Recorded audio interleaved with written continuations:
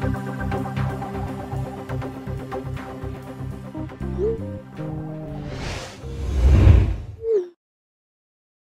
will get right back to our content, but I wanted to thank you for being such an amazing band director, that you're taking your time and listening to a band director podcast.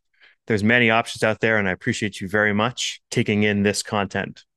I hope that you understand that your students are very lucky to have you as their band director, that you're continuing to grow, and that they are going to benefit from your improved skills as a band director. You can share this episode with any band director friends or other music education friends who can learn from this content, because good pedagogy is good pedagogy. And if you could take a moment and go to thegrowingbanddirector.com, and you'll be able to sign up on our Patreon platform to give at least $5 or $3 a month. And it helps the content continue to be created for you to help our profession grow. Let's go back to our scheduled episode. Welcome back to the Growing Band Director podcast. This is episode number 201, Ballads with Tons of Percussion. These are going to be grade 2 and grade 1 ballads that are intended for you to be able to teach lyricism in your band while keeping your percussionists busy. Today, we're going to be looking at pieces that have 6+ percussionists that are needed. Again, you can always add more and maybe cover 2 parts with one, but that's a general speaking. And not only are we looking at a number of percussionists needed, but also that the percussionists are used throughout the piece, not simply in the introduction, a cymbal roll here, and then everybody at the end. And I'm not putting down that music in any way. I love that music. But the purpose of this episode is to give you 7 pieces in grade 1 and grade 2 that use a lot of percussion, mainly throughout. Now, of course, we want to use our percussionists because they are equal musicians to everybody else. Here are some keys that I feel are important as you're working on ballads with your young, inexperienced students. First of all, the ballad grade level can be much lower than the rest of the ensemble can do with the faster piece or maybe the march. So they can work on mastery of musical elements, not just chasing notes. So do a ballad when your students are ready to do a ballad. Slow music is very hard for young students. And there's a lot of different reasons for that. But one of the most compelling reasons I've heard is because the music that we associate with best is often said that it mirrors the rate of our heartbeat in its tempo. So if you have a slower heartbeat, it makes sense that you're comfortable with slower music. Of course, kids have an accelerated heartbeat, so they like music that's a little bit faster. Remember that lyric music doesn't have to be slow music. Of course, a lot of times it is. A lot of times you can use a piece that is 100 beats a minute. You'll notice a number of these are about 100 beats a minute because that's not so slow, but it also works on the student's expression level. As you're asking your students to be expressive in these ballads, please consider that they don't know how to be expressive sometimes. You can't just tell them to be expressive because they don't really know what that means at a young age. So actually being very detailed and specific with them. Things like, why don't we crescendo in this measure and then decrescendo in this measure? Or why don't we, as the notes move higher, why don't we crescendo a little bit? Or as we have moving notes, let's crescendo those a little bit. Thinking of things like that you can say to your students will help them be more expressive in these lyric pieces. It's very important that we're using percussion, and that's why this entire episode is here. If you need to fabricate percussion parts, feel free to do that. If there's a piece you really want to do and there are not enough pieces, for example, for percussion to play, say there's a bell part, well, put it on marimba, put it on vibraphone especially. That's a great color. Stay within the context of what the composer is trying to do, but there's no problem with adding percussionists. I know a lot of people in the group have also mentioned on our Facebook group to add, take the bassoon part and play it on low marimba and roll on the long notes. Those are all wonderful things that you can do. But these pieces we're doing today are intended to make it so that you don't have to do that, that your students can be very involved throughout in the piece. Again, these are written mainly for 6+ percussionists. I think one of the pieces has 5 players, but they do play a lot throughout. The first piece we're going to listen to is A New Light by Tyler Grant. This is his sequel to very popular piece At Twilight. And this is a grade 1.5. This is available as a standard band version, but the video we're going to show you on YouTube, if you're watching on YouTube, is the flex band arrangement. Same piece, available in both editions. This is going to require 7 players, timpani, bells, vibraphone, and 4 auxiliary players. Here's A New Light by Tyler Grant.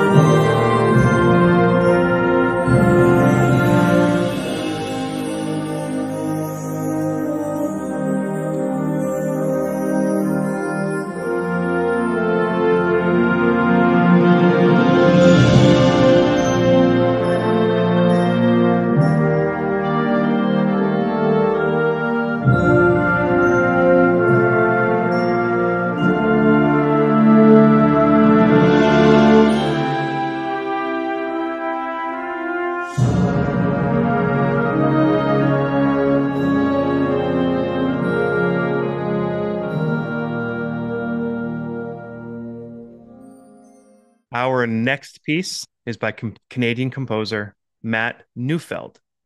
This is called After the Rain, and it's a grade 1. This starts with snapping like the rain is happening. Of course, the piece happens after the rain. This requires 6 players, bells, vibraphone, timpani, bass drum. I'm guessing there'll be some weather sounds with that bass drum, and 2 auxiliary percussionists. This is published through Randall Standridge's company. Here's After the Rain, Matt Neufeld.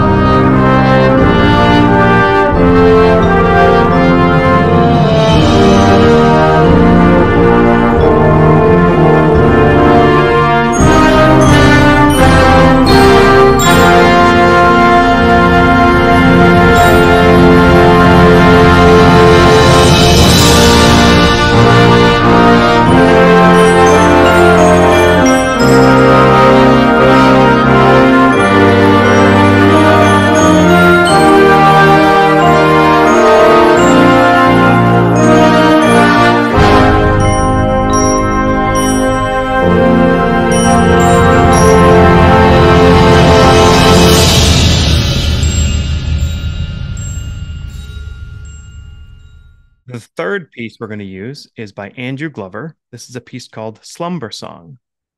Slumber Song is basically a take. You'll hear Brahms' lullaby throughout this. Also, because it's in a Brahms lullaby, it's also meaning that it's in 3/4. And again, playing in 3/4 is a fantastic thing, especially for young students.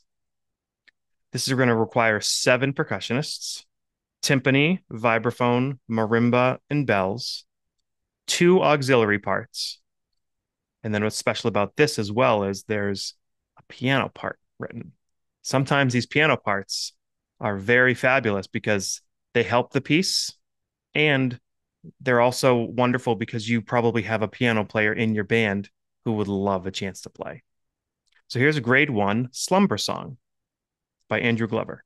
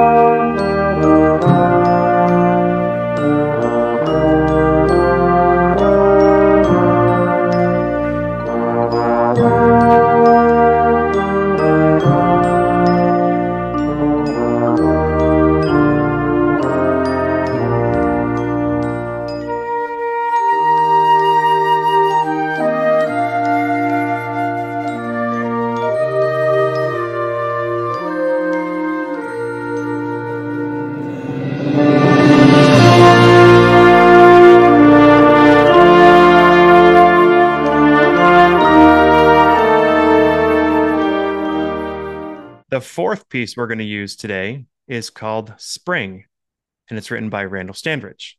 And to be honest, we could probably do this entire episode on just Randall Standridge's music that fit this. So if you're not aware, check out all of his fantastic works. I tried to use a lot of different composers on this episode today. So consider going and checking out a lot of his other stuff that would fit this as well. This piece also uses piano, which is fabulous, and it's a grade 1. This piece is going to require 6 percussionists, bells, timpani, piano, as we mentioned, and then 3 other percussionists throughout the piece as well. Here's Spring.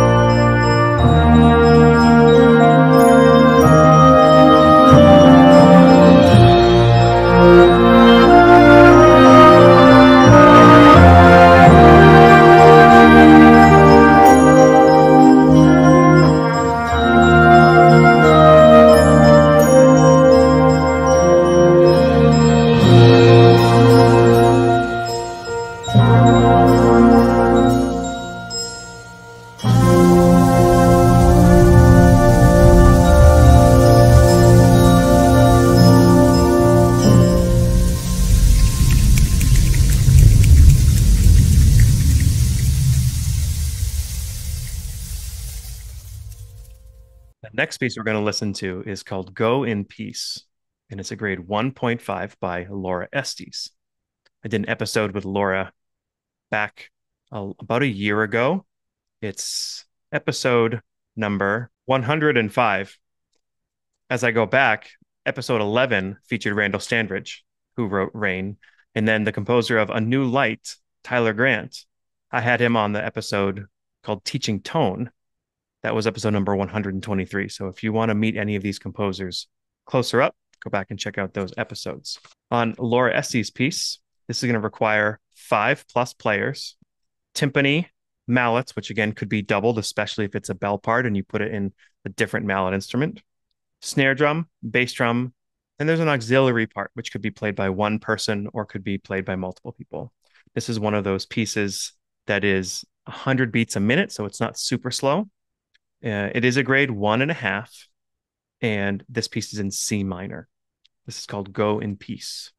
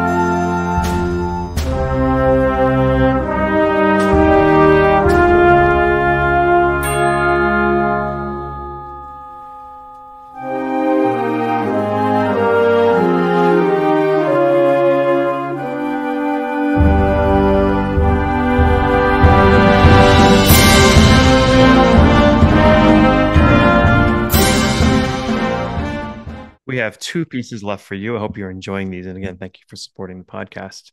This is a piece by fantastic composer Julie Giroux. There's a piece of hers that we're not featuring on this episode today that is called The Bonsai Tree. That's a fantastic piece that would have worked in here as well. But again, I went with one piece for each composer. This is called The Little Sparrow, and it's based on a poem that is called Only a Little Sparrow. And I'd like to read this poem to you.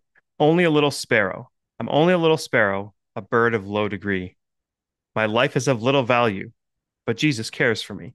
I just fold my wings at nightfall, wherever I happen to be, for he is always watching, and no harm can happen to me. I'm only a little sparrow, a bird of low degree. At night I peacefully slumber, because Jesus cares for me. This piece is a grade 2. It stars the vibraphone. It uses lots of percussion throughout, and this extols the simplicity and the beauty of a sparrow. Here's A Little Sparrow by Julie Giroux.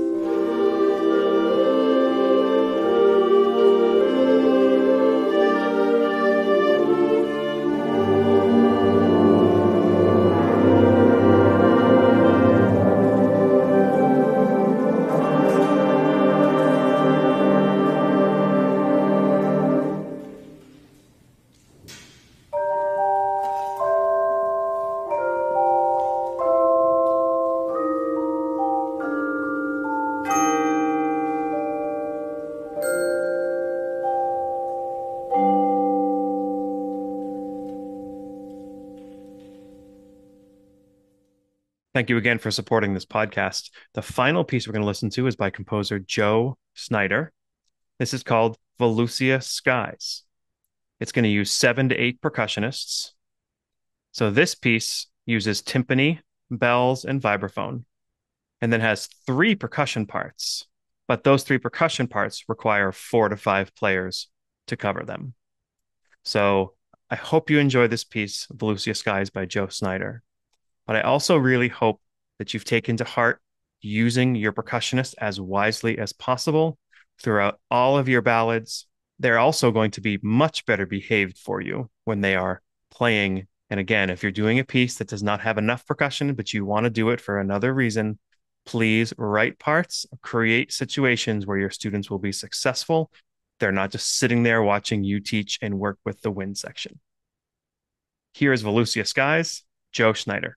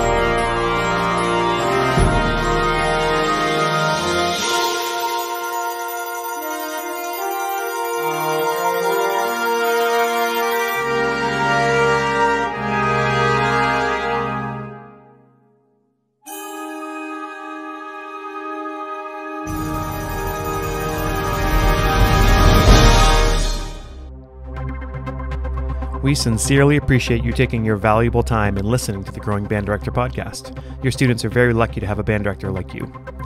If you have any suggestions for episode topics or think you have an area of expertise to share on a show with us, please reach out. If you enjoyed this episode, don't forget to subscribe. And if you want to help spread the word, please give us a 5-star review and tell your band director friends to subscribe as well. We're available on Apple Podcasts, Spotify, our YouTube channel, and wherever you listen to podcasts. Thanks for listening to The Growing Band Director. See you next week.